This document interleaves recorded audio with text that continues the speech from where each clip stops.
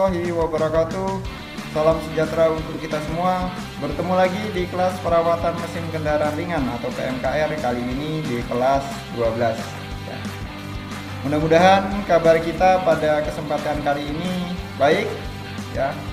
Pada kesempatan kali ini kita masih sehat ya, sehingga kita masih semangat untuk terus belajar, khususnya pembelajaran di bidang perawatan mesin kendaraan ringan ya. Baik, seperti yang kita ketahui ya, di daerah kita masih terjangkit atau masih terjadi pandemi virus COVID-19. Sekali lagi kita sama-sama mengingat, kita sama-sama berusaha untuk tetap menerapkan protokol kesehatan ya, berupa mencuci tangan ya minimal 20 detik menggunakan sabun, kemudian memakai masker ketika kita keluar rumah, dan yang terpenting adalah menjaga jarak ya. Dan tentunya kita berdoa agar pandemi COVID-19 yang melanda di daerah kita itu cepat berakhir ya. Dan kita juga ikhtiar selalu berusaha untuk menerapkan protokol kesehatan di kehidupan kita ya, agar mata rantai penularan COVID-19 itu cepat terputus. Nah, kalau itu terputus, virusnya hilang dari daerah kita, dari wilayah kita, khususnya dari Indonesia, kita bisa belajar seperti sedia kala, kita bisa beraktivitas seperti sedia kala. Baik, pada pertemuan kali ini kita akan membahas terkait proses diagnosa kerusakan pada sistem pelumas ya. Jadi sebelumnya kita sudah bicara, kita sudah bahas tentang sistem pendinginan, kemudian kepala silinder dan silinder blok dan kawan-kawannya. Nah, sekarang pada kesempatan kali ini kita akan bicara atau belajar terkait proses diagnosa kerusakan sistem pelumasan ya. Baik, kita mulai saja untuk proses belajar kita pada kesempatan kali ini. Kompetensi dasar yang menjadi tuntutan bagi kita, yang pertama adalah kalian diharapkan bisa mendiagnosis kerusakan sistem pelumasan dan kelengkapan-kelengkapannya. Kemudian setelah kalian berhasil mendiagnosis apa yang menjadi kerusakannya, kalian juga diminta untuk memperbaiki kerusakan sistem pelumas dan kelengkapannya atau komponen-komponen yang berkaitan dengan sistem pelumas ya. Ini tuntutan kita. Nah, fokus kita pada pembelajaran kali ini adalah mendiagnosa kerusakan dari sistem pelumas. Nah, sebelum kita ke sana, mari kita review lagi apa yang pernah kita dapatkan terkait materi sistem pelumas, terutama di kelas 11 kemarin ya. Kita ulang lagi ya. Nah, yang pertama ya, tentunya kita sudah tahu ya fungsi dari sistem pelumasan ya. Itu salah satunya adalah mencegah kontak langsung antara dua bagian yang saling bergesekan ya. Jadi misalkan ini ada sebuah poros ya, ini ada dudukan ya, ini ada sebuah poros ya, ini ada dudukan ya, kemudian ini ada bearing ya, ini dudukannya. Nah, inilah fungsi dari minyak pelumas. Dia menjadi bantalan atau menjadi penyekat antara shaft atau poros dan dudukannya ya. Ketika poros ini berputar ya, secara tidak langsung tidak terjadi kontak langsung, tidak terjadi gesekan langsung antara poros dan dudukannya, tapi di sini dilapisi atau dibantali oleh minyak pelumas ya, yang mana nanti minyak pelumas tersebut ketika dia di dalam poros, berada di antara poros dan dudukan, dia akan berubah menjadi oil film atau lapisan oil atau lapisan oli. Nah, itu salah satu fungsi dari sistem pelumas ya. Di samping itu sistem pelumas ya, terutama minyak pelumas ya, juga berfungsi sebagai pembersih komponen, kemudian media pendingin dari komponen yang panas ya, menyerap panas, membawa panas ya. Itu adalah fungsi dari minyak pelumas ya. Kemudian dia juga berfungsi untuk mencegah oksidasi mencegah logam itu kontak langsung dengan udara sehingga mencegah timbulnya karat ya dari logam. Nah, itu adalah salah satu fungsinya. Baik. Nah, sistem pelumasan sendiri seperti yang kita tahu ya. Ini dibagi jadi dua, untuk motor 4 langkah ya, dan untuk motor 2 langkah ya. Nah, pada motor 4 langkah sendiri sistem pelumasan itu dibagi menjadi dua, yaitu sistem pelumasan basah dan sistem pelumasan kering. Nah, kita ingat-ingat lagi apa itu sistem pelumasan basah dan apa itu sistem pelumasan kering. Ya, sistem pelumasan basah ya, masih ingat? Masih ingat? Ya. Sistem pelumasan basah adalah sistem pelumasan yang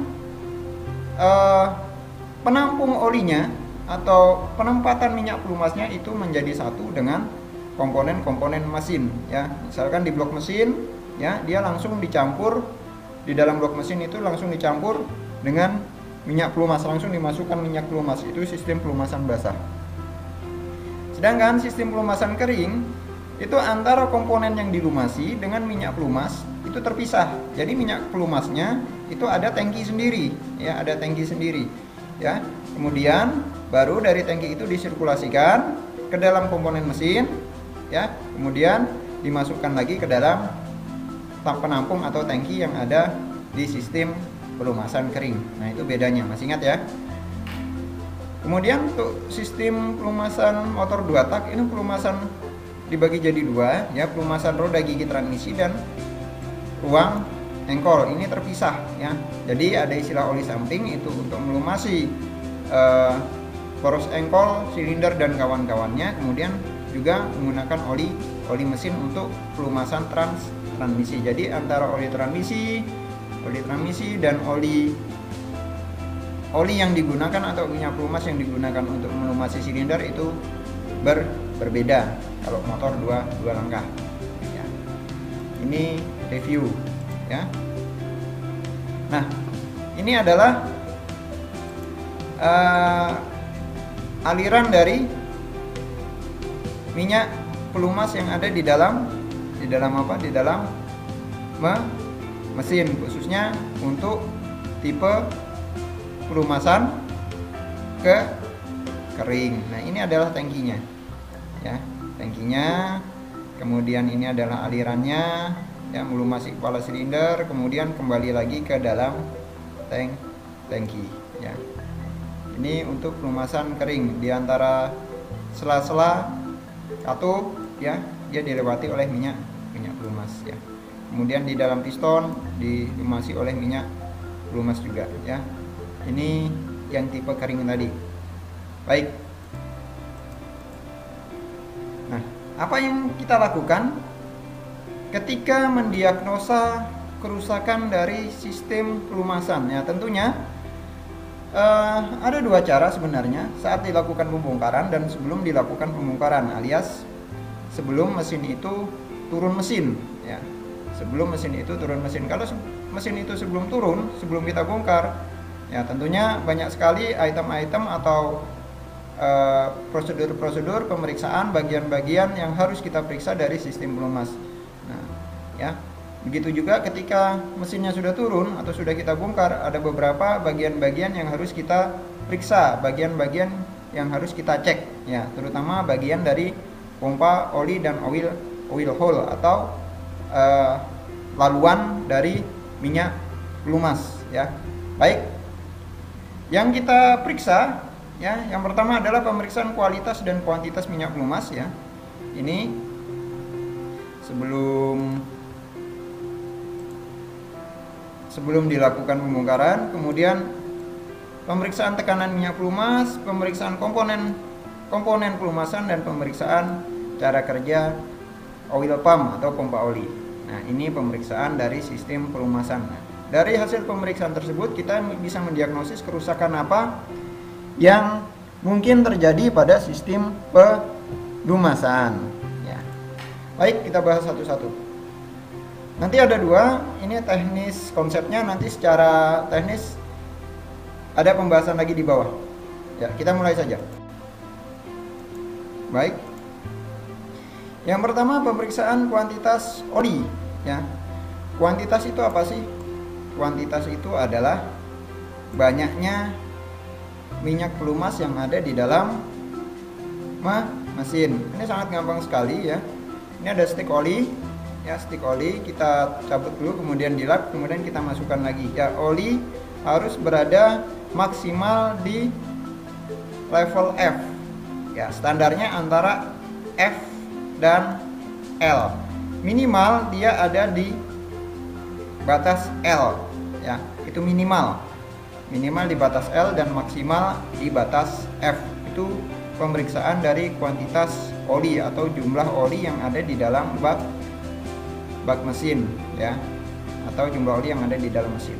Nah, itu pemeriksaan kuantitas dari oli. Nah, ini ada kejadian ya, kalau tiba-tiba beberapa hari ketika kalian cek ya, olinya ada di batas F ya. Tiba-tiba di kemudian hari ketika kalian cek lagi olinya nambah. Nah, ada apa itu? Nah, ya silahkan nanti di minggu berikutnya kalian bahas ya secara berkelompok. Ini salah satu kerusakannya. Ada lagi jumlah oli berkurang ya.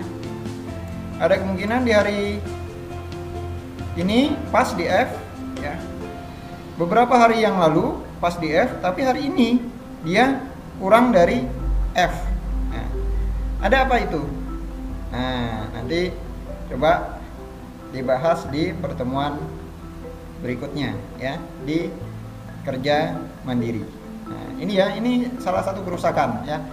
Jadi salah satu kerusakannya fungsinya kita melakukan pemeriksaan ya, kadang-kadang oli itu bertambah dan kadang-kadang oli itu bisa berkurang. Kalau berkurang wajar ya, wajar ya. Kalau bertambah itu yang agak pusing ya.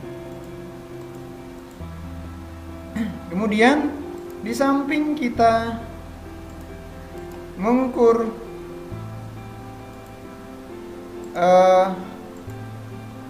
kuantitas oli, kita juga bisa melakukan pemeriksaan kualitas dari oli mesin itu. Nah, kualitasnya seperti apa? Kita tidak mungkin melakukan uji lab di rumah atau di bengkel ya.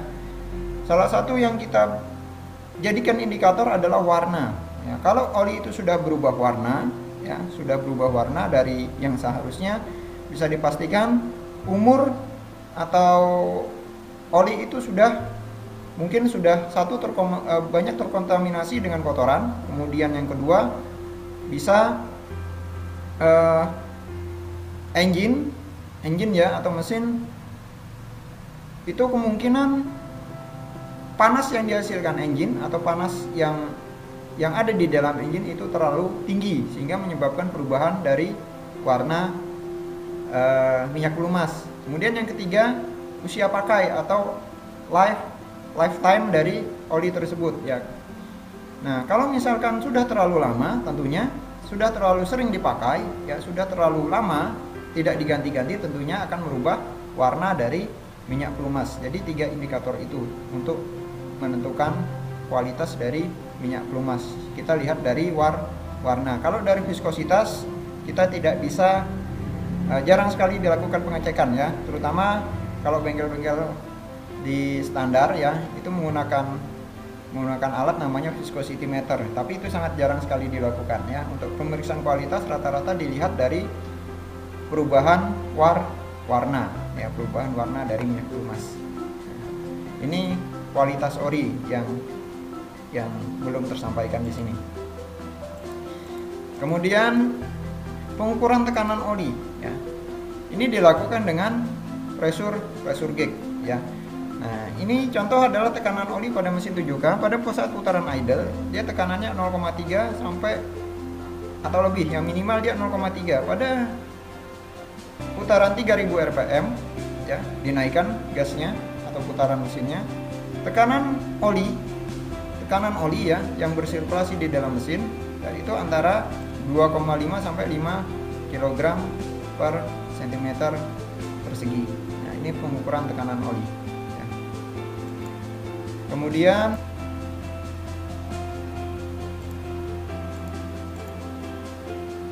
ini adalah cara kerja dari sistem warning lamp ya.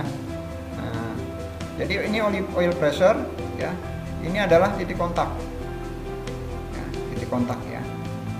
Saat tekanan oli ini atau oil pressure ini rendah ya, maka titik kontak ini tetap akan terhubung sehingga tegangan dari baterai masuk ke kunci kontak, kemudian ke warning lamp atau lampu peringatan, terus ke oil pressure switch, ke switch oli, kemudian ke titik kontak, kemudian ke massa ya. Akhirnya warning lamp menyala kalau oil pressure-nya itu low atau rendah ya. Ketika tekanan oli ini tinggi, sudah tinggi ya, sudah standar ya, maka tekanan titik kontak ini akan terpisah. Tekanan oli mampu melawan tegangan pegas dari switch oli ya, switch oli, sehingga titik kontak terpisah ya, dan menyebabkan ya warning lamp, massa pada warning lamp akan terputus sehingga warning lamp padam. Itu cara kerjanya. Kalau di bawah di atas 0,2 kg ya. Nah, ini yang tadi yang kecepatan di atas 0,2 ya. Ketika mesin hidup atau tekanan oli tinggi, ini cara kerjanya. Tekanan olinya tinggi melawan tegangan gas ya, titik kontaknya terbuka, warning lamp tidak dapat massa. Pengukuran dari ini adalah pengukuran komponen oil pump. Yang pertama adalah pengukuran celah antara rotor dan rotor ya. Kemudian yang kedua adalah pengukuran celah rotor dengan body dengan menggunakan filler gauge ya. Celah antara rotor dengan tutup pompa oli ini standarnya 0,03 ya, limitnya 0,15 ya. Nah, kalau lebih dari 0,15 maka harus diganti ya, harus diganti, tandanya sudah ada keausan. Kemudian pemeriksaan ventilasi ruang engkol ya. Ya. Apa yang diperiksa? Yang diperiksa adalah terbukanya atau cara kerjanya katup PCV atau positive crankcase ventilator. Ya, fungsinya adalah ventilasi ruang engkol ya. Yang berfungsi untuk mencegah terbentuknya lumpur di dalam ruang apa? Ruang engkol. Kadang-kadang kan di bak oli itu ketika kalian ganti oli terjadi lumpur di situ, ada endapannya. Nah, itu kenapa? Karena salah satunya katup PCV ini tersumbat ya. Nah, ini ventilasi ruang engkol. Caranya bagaimana? Caranya katup PCV itu adalah katup satu arah ya, tinggal ditiup aja. Ada dua sisi sini kalian tiup ya. Kalau dia bocor ya berarti normal. Sisi kirinya ya yang mengarah dari luar ke dalam mesin kalian bisa kalian tiup ya, kalian tiup. Kalau itu bocor ya berarti rusak ya. Harusnya tidak bocor ya. Sisi dari engine keluar itu ditiup ya, itu bocor. Kalau dari sisi luar ke engine itu wajib buntu alias tidak bocor. Nah, jadi dia katup satu arah ya. Kemudian inilah adalah PVC system. Nah, katupnya yang mana ya? Katupnya yang mana ya? Nah, ini dia di sini katupnya ya. Oke, ini bagian yang kedua ya, terkait dengan pemeriksaan atau diagnosa sistem pelumasan ya. Yang pertama seperti tadi pemeriksaan level oli ya. Nah, SOP-nya bagaimana? Silahkan kalian panaskan mesin, kemudian matikan mesin ya, tunggu selama 5 menit ya. Periksalah apakah level oli berada di antara tanda low atau tanda F pada oil level gauge atau stick oli ya. Jika level oli mesin berada di posisi low, kalian periksa ada bocor enggak? Ya silahkan. Kalau tidak ada bocor ya silahkan kalian tambahkan oli mesin hingga mencapai level tanda full ya. Yang kedua ya, peringatannya jangan menambahkan oli sampai di atas level tanda full, nggak boleh ya. Jadi maksimal di tanda full ya. Jadi sangat hati-hati sekali. Kemudian yang kedua, pemeriksaan kualitas oli mesin ya. Periksalah oli dari keadaan memburuk. Nah, dari keadaan memburuk maksudnya bagaimana? Bercampur dengan air atau berubah warna atau bahkan encer ya. Nah, itu tadi ya sudah dijelaskan di awal tadi. Bercampur dengan oli, air, berubah warna atau encer. Kalau bercampur dengan air, warnanya seperti apa? Kurang lebih seperti susu ya, susu kental manis itu ya. Berubah warna mungkin dari bening ya, dari kekuning-kuningan bening menjadi hitaman ya. Encer silakan diraba dengan menggunakan kulit kalian ya.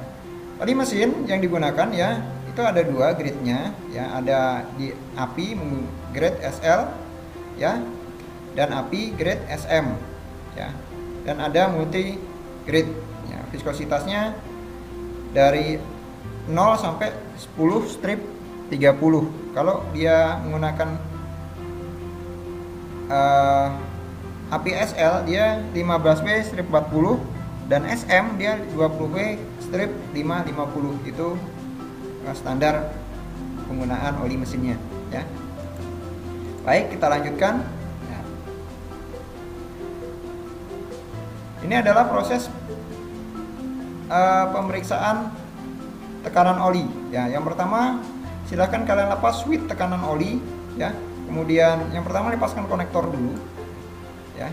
Kemudian lepas switch tekanan olinya ya. Kemudian pasang oil pressure gauge ya. Nah, ini proses pemeriksaan tekanan oli ya. Prosesnya bagaimana? Yang pertama panaskan mesin, periksa tekanan oli pada saat idling ya. Tekanannya 147 kPa atau 1,5 kg per cm persegi ya. Kemudian RPM-nya dinaikkan, tekanan olinya berubah jadi 3,5 ya. Kemudian setelah selesai hasilnya bagaimana ya, lepas oil pressure gauge, kemudian pasang switch tekanan oli kembali ya. Gunakan tribon 1324 atau setara untuk 2 sampai 3 kali ulir tekanan oli ya. Gunakan kunci soket 24, pasang switch oli momen kekencangan ini ya. Jangan hidupkan mesin minimal 1 jam setelah pemasangan ya. Jadi didiamkan saja ya. Untuk apa? Agar tribonnya mengering ya. Setelah 1 jam baru dihidupkan. Hubungkan konektor switch tekanan assembly. Jadi switch yang sudah atau konektor yang sudah kalian lepas tadi ya, itu dihubungkan ya. Ini titik kritisnya ya. Setelah switch itu dipasang, itu jangan dihidupkan dulu selama kurang lebih 1 jam. Yang selanjutnya adalah oli mesin dan filter oli ya, penggantiannya.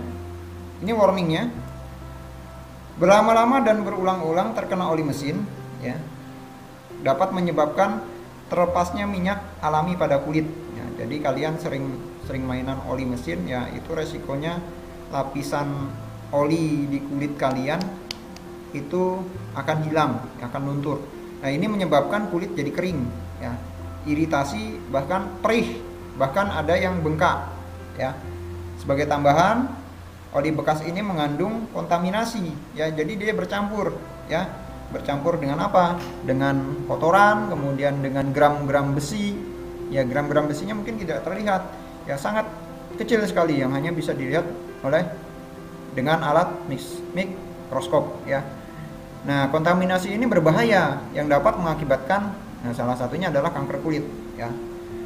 Langkah pencegahannya harus diambil ketika mengganti oli mesin, ya, untuk memperkecil risiko kulit Anda berhubungan dengan oli mesin bekas, ya. Gunakan pakaian pelindung, nah, minimal sarung tangan. Ya, setelah bekerja, cuci kulit tangan, ya, dengan seksama dengan sabun dan air mengalir, ya. Silakan gunakan panci, ya.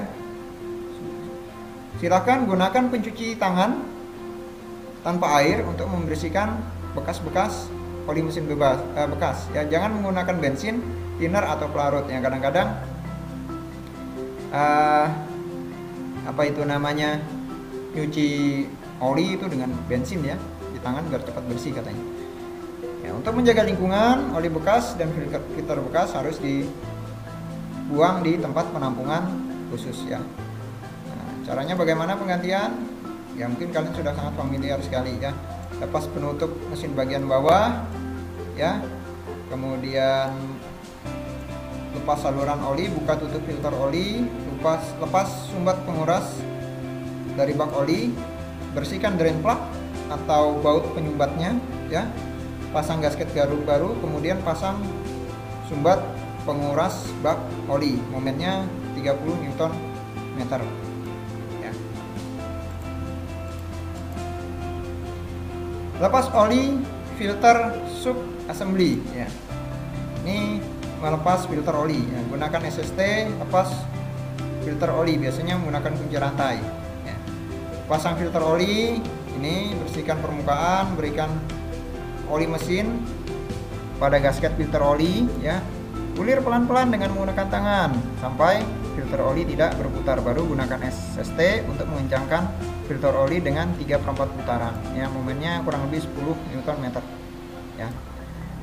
Kemudian kalau perlu penambahan oli mesin, ya, ini speknya oli mesin. Grade olinya ada API, ya. Viskositasnya SAE nya 0 sampai 10 W/30, ya.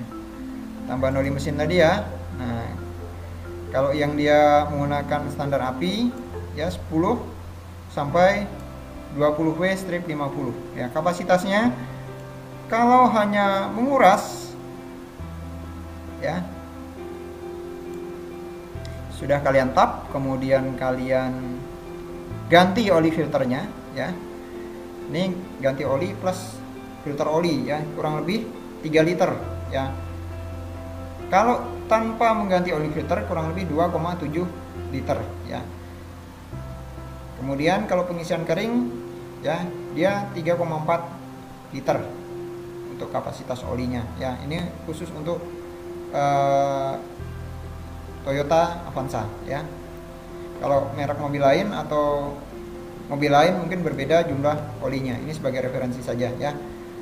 Kemudian setelah ditambah, dimasukkan, periksa kebocoran oli mesin, pasang penutup mesin bagian bawah, ya, baik untuk tipe plastik maupun tipe logam. Untuk pompa oli, ya, setelah dibongkar, kita bongkar, ya. Ini yang diperiksa adalah periksa pompa oli assembly, ya. Periksa bahwa bodi pompa oli dan sproket tidak aus atau rusak dan keduanya berputar dengan lembut, ya. Coba kiri kanan, ya. Putar kiri kanan. Periksa celah ujung dengan menggunakan filler gauge. Standarnya 0,6 sampai 0,616, maksimum 0,16.